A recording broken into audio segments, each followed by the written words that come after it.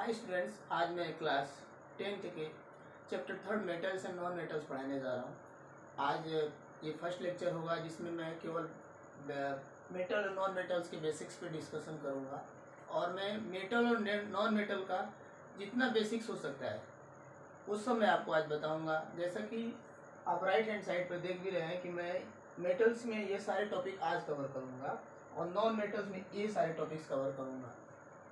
तो कभी भी बेसिक्स के बारे में आप मेटल्स और नॉन मेटल्स चैप्टर ही मतलब पूरे चैप्टर में मेटल्स नॉन मेटल ही पढ़ना है, लेकिन केवल बेसिक्स की बात की जाए तो आप आसानी से आज के क्लास को कवर करके आप आसानी से सारी चीज़ें बता सकते हैं।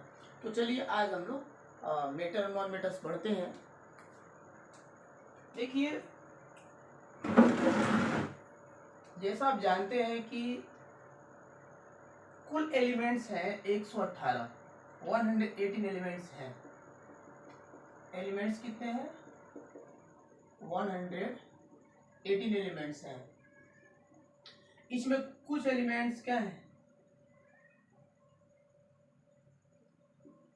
कुछ एलिमेंट्स नॉन मेटल हैं और ज्यादा एलिमेंट्स क्या हैं? मेटल्स। ज्यादा एलिमेंट्स क्या है? मेटल्स हैं। अप्रोक्स 22 क्या है? नॉन मेटल है और कुछ मेटलॉइड्स भी हैं जिसका हम डिस्कशन यहाँ नहीं करेंगे। करीब 90 प्लस क्या है? मेटल्स हैं। 90 प्लस मेटल्स हैं और इनको केमिकल एलिमेंट्स भी कहा जाता है। इन दोनों को केमिकल एलिमेंट्स कहा जाता है। केमिस्ट्री में इनका यूज है केमिकल एलिमेंट्स। इसमें पहला पार्ट मैं इसका डिस्कशन करूंगा, मेटल्स के बारे में बताऊंगा और आज ये सारे टॉपिक मैं कवर करूंगा। तो स्टार्ट में मेटल से कर रहा हूँ।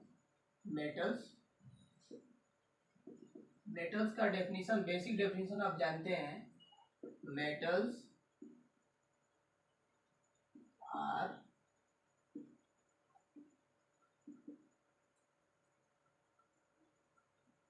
are elements that conduct heat and electricity। ये बहुत बेसिक डेफिनेशन है। बहुत केमिस्ट्री नहीं भी पढ़ते तो आपको तो इतना पता ही होता कि मेटल्स है तो हीट और इलेक्ट्रिसिटी को कंडक्ट करेगा, इतना बेसिक आप जानते हैं। मेटल्स में आप जनरली जो मेटल्स हैं आपके घर पे जो डेली लाइफ में यूज हो रहा है, आयरन है, कॉपर है, उसके बाद एल्युमिनियम है, उसके बाद जिंक है। तो ऐसे बहुत सारे एलिमेंट्स मेटल्स। मेटल का बेसिक डेफिनेशन तो आप जानते हैं, लेकिन जैसे जैसे प्रॉपर्टी चेंज होता है तो प्रॉपर्टी के बेस पे भी मेटल्स का डेफिनेशन है। तो डेफिनेशन की बात करें तो ये बेसिक डेफिनेशन है। जैसी प्रॉपर्टी होती है वैसा डेफिनेशन होता है। जैसे एक डेफिनेशन ये भी है कि metals are malleable, metals are ductile, जो कि प्रॉपर्टी में आ जाएगा, फिजिकल प्रॉपर्टी में। हम लोग उसके बारे में बात करेंगे। वो टॉपिक होगा फिजिकल प्रॉपर्टी, जो मैं आगे आगे बताने जा रहा हूँ। तो बेसिक डेफिनेशन इतना ही बता सकते हैं। अब मैं बात करूंगा स्टेट की। मेटल किस स्टेट में है? तो स्टेट ऑफ मेटल लिखा जाए, स्टेट ऑफ मेटल। जनरली सारे मेटल्स कैसे हैं? सॉलिड स्टेट में है। Generally all metals are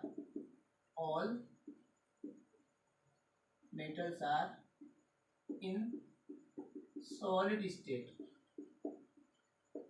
all metals are in solid state. और यहाँ पे लिख देंगे एक मेटल ऐसा भी है जो है तो मेटल लेकिन वो लिक्विड स्टेट में, एक्सेप्ट मरकरी। मरकरी को छोड़ दिया जाए तो सारे मेटल्स कैसे हैं? किस स्टेट में है? सॉलिड स्टेट में है। 3 स्टेट होते हैं, आप 9th क्लास में पढ़े होंगे, सॉलिड, लिक्विड, गैस। आपको एक्सेप्शन ही याद रखना है। जैसे एक्सेप्शन के जैसे ही बहुत बारी क्वेश्चन पूछा गया कि कौन सा मेटल लिक्विड स्टेट में है, तो मरकरी है। बाकी के सारे मेटल कैसे हैं? सॉलिड स्टेट में। तो ये भी आप लिख लेंगे, इसको नोट कर लीजिए। फिर मैं एक एक करके धीरे धीरे मैं पढ़ाता जाऊंगा, आप नोट्स बनाते जाएंगे और इसके बाद धीरे धीरे नोट्स बनाते रहेंगे। बहुत ज़्यादा अच्छा नोट्स बन जाएगा आपका। बेसिक इस पढ़ रहे हैं, बेसिक्स के अलावा इसमें बहुत ज़्यादा मैं नहीं बताने वाला, लेकिन इतना ही काफ़ी है। आराम से देखते जाओ, मिटा देगा।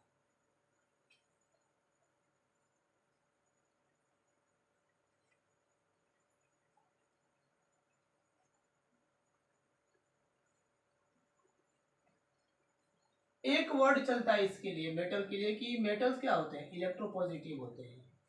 इलेक्ट्रोपॉजिटिव, मेटल्स आर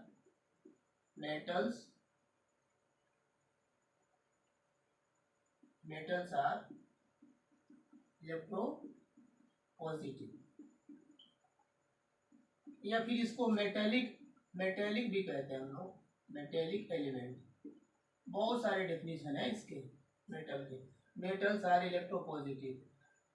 इलेक्ट्रोपॉजिटिव इसको क्यों कहते हैं, किसी भी रिएक्शन में मेटल इलेक्ट्रॉन डोनर होता है।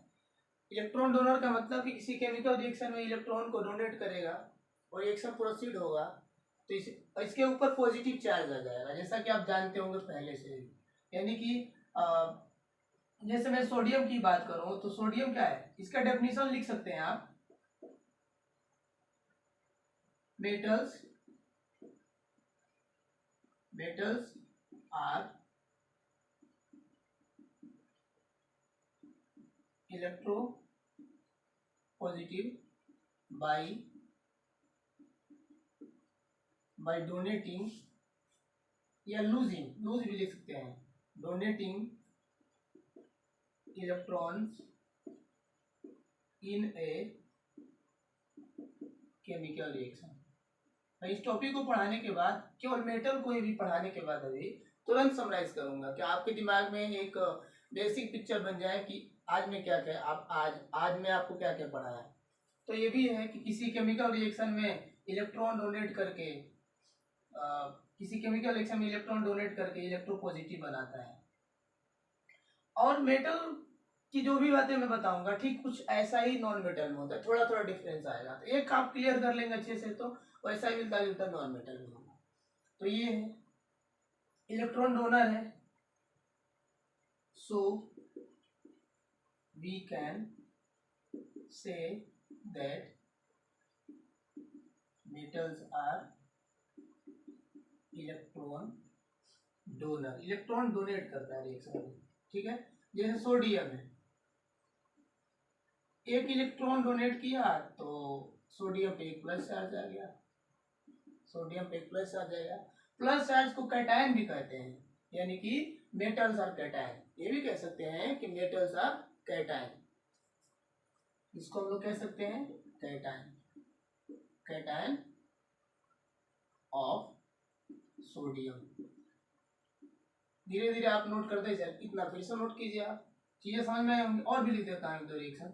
जिंक है, जिंक 2 प्लस चार्ज डोनेट करता है, 2 इलेक्ट्रॉन डोनेट करके 2 प्लस चार्ज बनाता है, तो ये भी कैटायन है। पॉजिटिव चार्ज का मतलब हुआ कैटायन, इसको बोलेंगे कैटायन ऑफ जिंक। ऐसे ही आयरन है, आयरन होता है Fe2 प्लस, 2 इलेक्ट्रॉन ये भी डोनेट करता है, तो इसको बोलेंगे आयरन कैटायन, इसको बोलेंगे जिंक कैटायन, इसको बोलेंगे सोडियम कैटायन। क्या देख रहे हैं, हर जगह प्लस आ रहा है, तो इसको क्या बोल सकते हैं आप, इलेक्ट्रोपॉजिटिव बोल सकते हैं। तो यहाँ तक मुझे लगता है कि कोई डाउट नहीं होगा। क्या समझा आपने, मेटल्स क्या है, हीट एंड इलेक्ट्रिसिटी कंडक्ट करेंगे। मेटल्स क्या है, इलेक्ट्रोपॉजिटिव है। मेटल्स को क्या बोला जाता है, एलिमेंट के टर्म में मेटेलिक एलिमेंट है। मेटल्स क्या है, इलेक्ट्रॉन डोनर है, मेटल क्या है, कैटायन है। कितनी बातें तो बता दिए मेटल के बारे में, इतना कुछ आप जान जाएंगे। कुछ ऐसा ही मैं नॉन मेटल लिख देता हूँ, इसको आप देख लीजिए, मिटा देता हूँ। स्टेट भी बताया था आपको, ध्यान रखिएगा।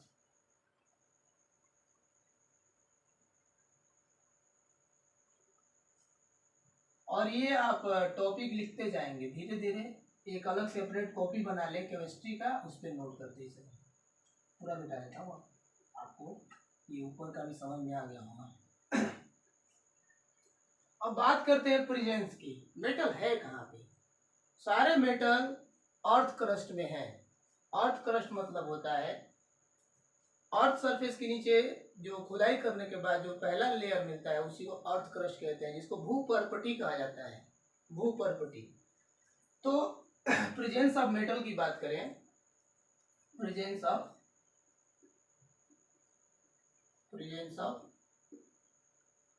मेटल, सबसे ज्यादा हमारे अर्थ क्रस्ट में सबसे ज्यादा पाए जाने वाला मेटल है एल्युमिनियम। एल्युमिनियम सबसे ज्यादा है पूरे अर्थ क्रस्ट में, जितने भी मेटल पाए जाते हैं उनमें 7% अकेले एल्युमिनियम है। एल्युमिनियम 7% है। नंबर 2 पे सबसे ज्यादा पाए जाने वाला आयरन है, 3 पे कैल्शियम है, 4 पे सोडियम है, 5 पे पोटेशियम और 6 पे मैग्नीशियम है। यानी इस ऑर्डर में पाया जाता है। क्वेश्चन ये है कि अर्थ क्रस्ट में सबसे ज्यादा पाए जाने वाला मेटल कौन सा है? एल्युमिनियम है। कितना परसेंट? 7%। मैं लिख देता हूं,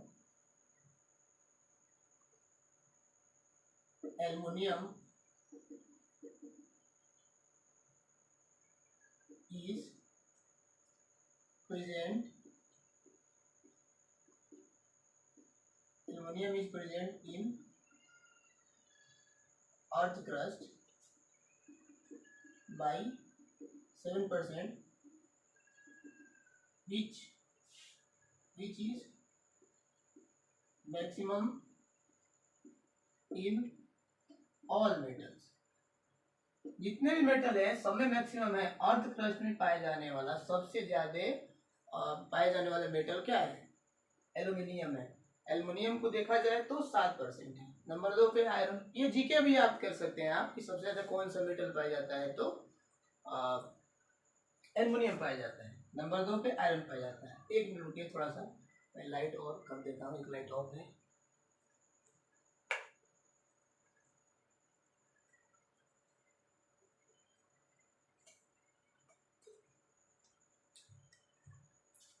और मैं ऑर्डर भी बना देता हूँ आपके सामने। सबसे ज्यादा एल्युमिनियम 1 नंबर पे है, 2 नंबर पे आयरन। एल्युमिनियम का सिंबल है एल, शायद एटॉमिक नंबर भूल ही गए होंगे, लिखते चलिए 13। आयरन का सिंबल Fe, ये होता है 26 नंबर 2 पे पाया जाने वाला। तीसरे नंबर पे कैल्शियम, इसको लिखते हैं Ca से, एटॉमिक नंबर 20। चौथे नंबर पे है सोडियम,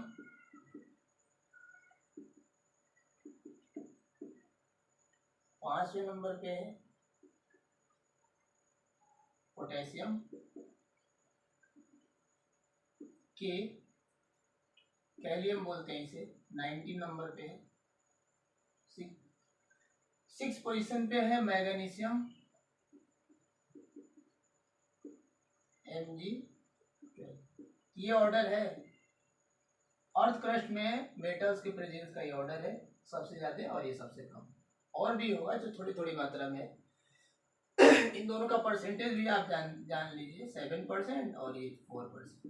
इसको आप नोट्स कर, इसको भी नोट में लिख लें आप, ठीक है। चलते हैं आगे। तो आपको समझ में आ गया होगा, बेसिक तो मेटल का समझ में आ गया होगा। अब इससे ज्यादा मैं बेसिक्स में नहीं बताऊंगा, क्योंकि बाकी की चीजें जो मेटल के बारे में मुझे बताना है वो मैं आपको बताऊंगा फिजिकल प्रॉपर्टी में। क्या क्या बताना है? स्टेट बताना है, सॉलिड होता है और रिजिड होता है तो हार्ड होता है। मेटल 2 तरह के, हार्ड मेटल भी है, सॉफ्ट मेटल भी है। उसके बाद शाइनी होता है, ये भी बात करेंगे आगे। तो बाकी की जो भी चीजें हैं, जो कि 10 से 11 प्रॉपर्टीज हैं, उनके बारे में मैं आगे बताऊंगा फिजिकल प्रॉपर्टी में। तो जितना मैं 2-3 बारी नोट किया बोर्ड पे, ये भी बेसिक है बिल्कुल। थोड़ी सी जानकारी आपको मेटल को ही, ऐसी थोड़ी सी जानकारी आप नॉन मेटल कर लेंगे। बाकी का इसके भी बारे में मैं, इसके भी फिजिकल प्रॉपर्टी के बारे में बात करूंगा, इसके फिजिकल प्रॉपर्टी के बारे में काफी लंबा चौड़ा इसका डिस्कशन होगा। तो नॉन मेटल भी थोड़ा जान लें आप। मैं एक बार समराइज कर देता हूँ मेटल को, मैं आपको क्या क्या बताया था। देखिए मेटल के बारे में क्या क्या बताया। मैं आपको बताया कि ये मेटोलिक एलिमेंट इसको बोलते हैं। इसको क्या बोलते हैं? एलिमेंट तो है लेकिन कैसा है? मेटोलिक। उसके बाद क्या बोला? इलेक्ट्रॉन डोनर होता है, रिएक्शन में इलेक्ट्रॉन डोनेट करता है, एक्सेप्ट नहीं करता है, देता है, लेता नहीं है। यानी आप हिंदी में लिख लीजिए देने वाला, इलेक्ट्रॉन देने वाला, इलेक्ट्रॉन देने। उसके बाद स्टेट कैसा होता है इसका? सॉलिड होता है। बनाता है क्या, कैटायन। क्या बनाता है, इलेक्ट्रॉन डोनेट करके क्या बनाता है, कैटायन बनाता है। इतनी बातें मैं आपको बताया जिसको आप पीछे पढ़े हैं। अब मैं सीधे आ जाता हूँ नॉन मेटल पे, समराइज करके बताएंगे।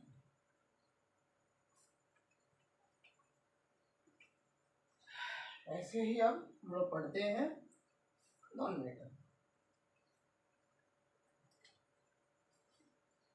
Non metals. Non metals are elements. Non metals are elements which forms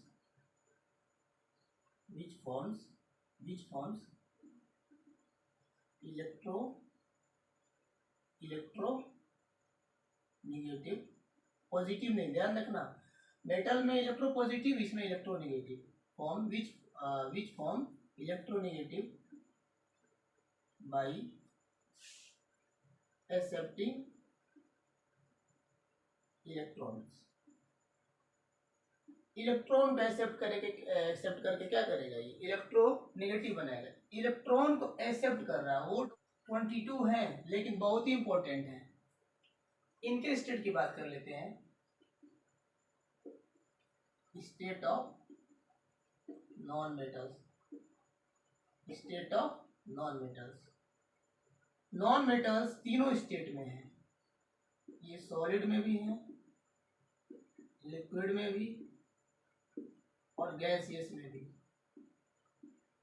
liquid में केवल एक नॉन मेटल है जिसको हम लोग बोलते हैं ब्रोमीन। ब्रोमीन सिंबल होता है Br और एटॉमिक नंबर होता है 35। केवल यही एक ऐसा नॉन मेटल है जो लिक्विड स्टेट में है, बाकी के नॉन मेटल सॉलिड में है और गैस में है। सॉलिड में कौन कौन से हैं, कार्बन हो गया, सिलिकॉन हो गया, फास्फोरस हो गया, सल्फर हो गया, ये सब किसमें है, सॉलिड में है। गैस में कौन से, नाइट्रोजन, ऑक्सीजन, हाइड्रोजन, हीलियम, उसके बाद नियॉन, आर्गन, क्रिप्टॉन, जिनॉन, ये सब गैसें हैं। ये सब किस स्टेट में, गैसियस स्टेट में। देखने में इनकी संख्या बहुत कम है लेकिन लाइफ के लिए बहुत ही इंपॉर्टेंट ये एलिमेंट्स हैं, इनका बहुत यूज है।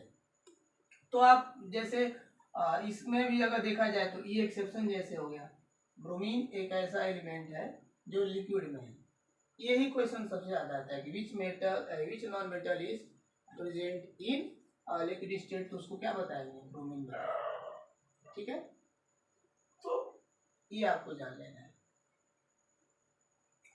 तो इसको नोट कर लीजिए। फिर मैं आगे चलता हूँ, मैं अब एक एक करके सबको बताऊंगा कि इनका इंपॉर्टेंस क्या है। उसके बाद कहानी आगे बढ़ेगी। स्टेट की बात हो गई, मिटा देता हूँ।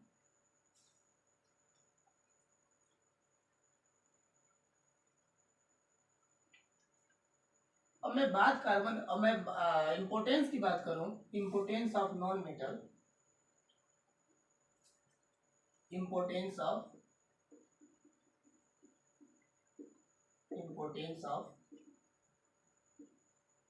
Non metals. तो एक एक एलिमेंट इसका बहुत इंपॉर्टेंट है। जैसे कार्बन बहुत ज्यादा इंपॉर्टेंट है। दुनिया की सारी चीजें, लिविंग थिंग्स सब कार्बन से बना है, यहाँ तक कि आपकी बॉडी भी कार्बन की बनी है, सब कुछ कार्बन का बना हुआ है। जिसको आप बर्न करें और राख बन जाए वो सब कार्बन से ही बना है। इससे क्या बना है, प्रोटीन सारे इसी से बने हैं, फैट बना है, कार्बोहाइड्रेट बना है, सब कुछ बना है इसे, हाइड्रेट्स। उसके बाद जितने भी प्लांट्स हैं सब कार्बन के ही हैं, सारी लकड़ियां कार्बन से हैं, बहुत सारी पॉलीमर्स हैं वो सब कार्बन के ही होते हैं। तो कार्बन का बहुत ज्यादा इंपॉर्टेंस है हमारे डेली लाइफ में भी। उसके बाद इसका एक इसके एलोट्रॉप्स हैं, इसके क्या है, एलोट्रॉप्स हैं।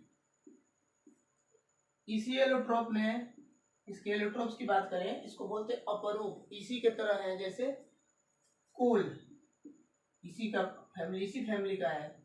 ग्रेफाइट इसी फैमिली का है। उसके बाद डायमंड इसी फैमिली का है। इनको ही मैं इसलिए लिखा क्योंकि थोड़ी सी जानकारी इनके बारे में रखना पड़ेगा। ग्रेफाइट ही एक ऐसा नॉन मेटल है जो इलेक्ट्रिसिटी कंडक्ट करता है। इलेक्ट्रिसिटी को क्या करता है? Conduct electricity. इकलौता इकलौता ये नॉन मेटल है जिसमें इलेक्ट्रिसिटी कंडक्ट होता है। ग्रेफाइट जानते होंगे आप, पेंसिल का जो जिससे आप लिखते हैं ना, वो इसी का बना होता है, ग्रेफाइट का। और ये इकलौता ऐसी चीज है, नॉन मेटल है, जो इलेक्ट्रिसिटी को क्या करता है? कंडक्ट करता है। Graphite conduct electricity. और ये डायमंड ही एक ऐसा मेंबर है कार्बन फैमिली का जो चमकता है, बाकी सब काले रंग के होते हैं। एकलौता है। यानी ये आप मत समझिए कि डायमंड क्या है, मेटल है। डायमंड मेटल नहीं है, नॉन मेटल है। किस फैमिली का है? कार्बन फैमिली का। ये तो जानकारी आपको कार्बन का दिया। ऐसे ही ऑक्सीजन की बात करें, ऑक्सीजन की जानकारी तो आप जानते ही हैं। यूज फॉर ब्रीदिंग, सांस लेने में हेल्प करता है। किसी भी चीज को जलाने में हेल्प करेगा, कंब्यूशन में हेल्प करेगा। और इसके अगर सोर्स की बात करें तो जिस तरह से मैं बताया था कि अर्थ क्रस्ट में सबसे ज्यादा एल्युमिनियम मेटल है, ठीक वैसे ही अर्थ क्रस्ट में सबसे ज्यादा हमारे एटमॉस्फेयर में ये कितना परसेंट है?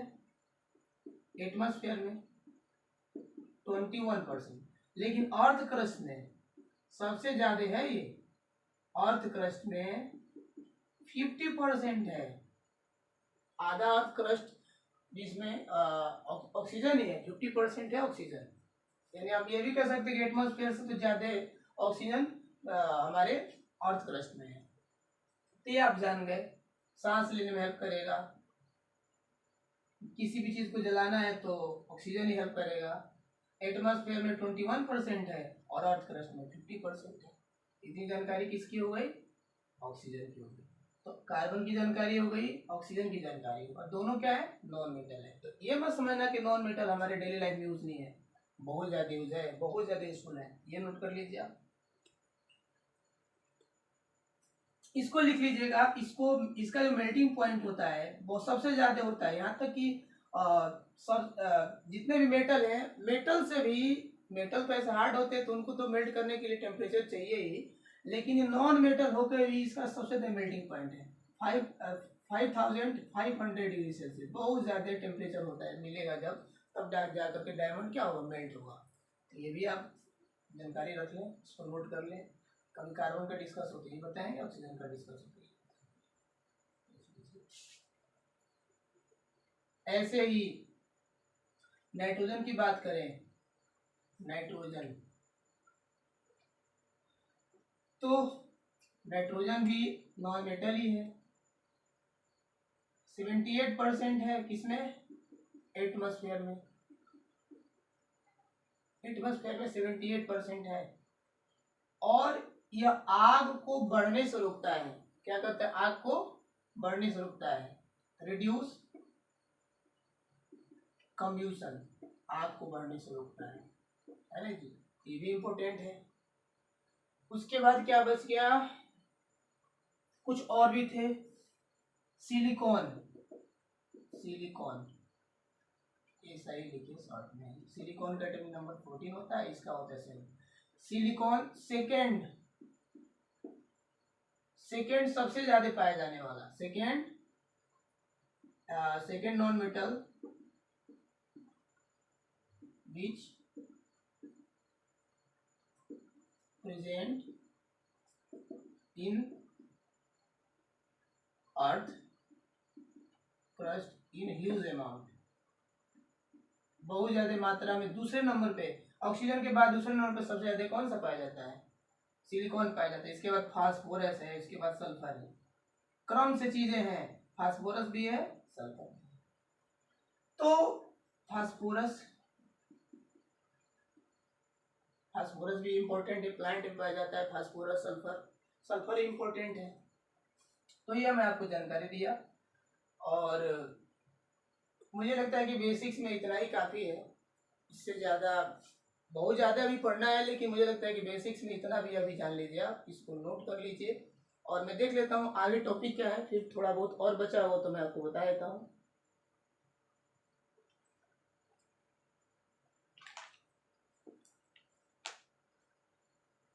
तो बहुत ज़्यादा नहीं बचा है। कल हम लोग फिजिकल प्रॉपर्टी की बात करेंगे। एक हाइड्रोजन बच रहा है, हाइड्रोजन को बता देता हूँ।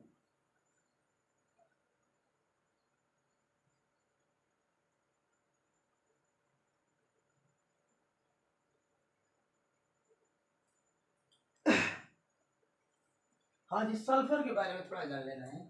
ये हेयर में है, उसके बाद गार्लिक में है, ओनियन में है, इन सब चीज़ों में सल्फर होता है। ये भी आप नोट कर लीजिए। बेसिक्स बहुत हो गया, बेसिक्स में मुझे लगता है कि इससे ज़्यादा जानने की जरूरत नहीं है। हाइड्रोजन का बता देता हूँ, ये नोट कर लें आप, हाइड्रोजन भी नॉन मेटल है।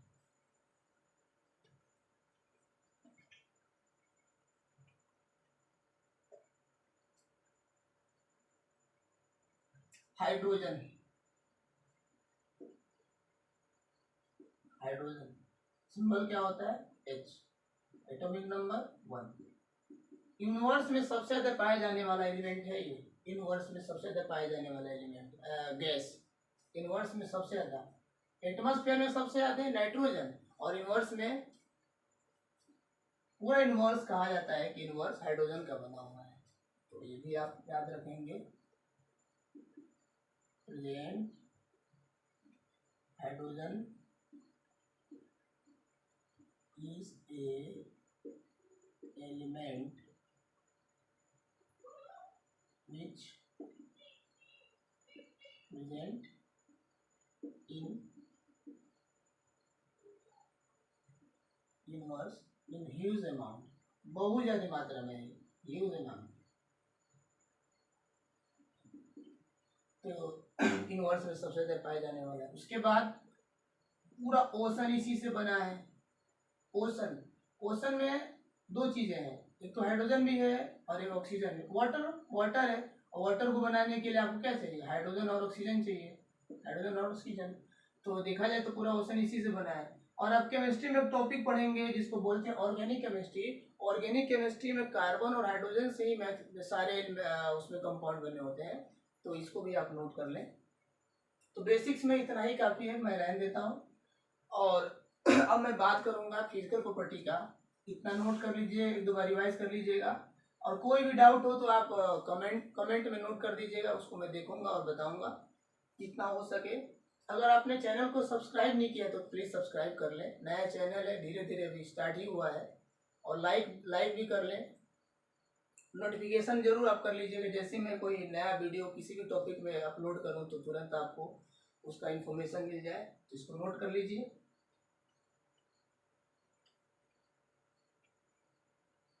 आज के लिए बस इतना ही। इसको पढ़िएगा, नोट करिएगा और सब्सक्राइब कर लीजिए।